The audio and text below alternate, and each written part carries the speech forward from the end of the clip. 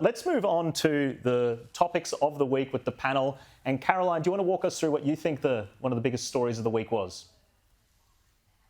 I have absolutely loved the reporting around the HAF, which is Labor's housing scheme, and their tiff with the Greens. And it's been fabulous watching the ABC and the Guardian and some of those other more progressive reporting, mastheads or channels, trying to pick between their favourite children. It has been so interesting to try and see them, because they know there's been an issue, but trying to work out which one do we side with, which criticism do we make, because we don't want to make either of them cry.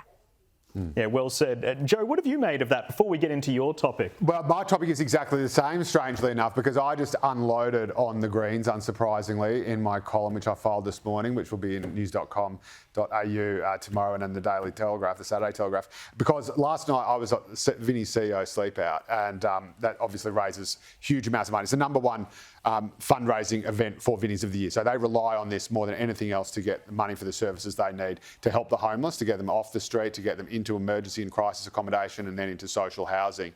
And I can tell you the atmosphere there in the week that the Greens had blocked the social housing policy. I'll tell you what, if there were any Greens at the sleep out, they would not have survived the night, and not because of the cold. People were filthy. Homeless people I spoke to were filthy. People who had been helped by Vinnie's were filthy. Vinnie's volunteers and workers were absolutely filthy. I'm limited in what I can say because I hate to be political, because all they do is just help people on the ground. But what the Greens have done is nothing short of absolutely disgusting.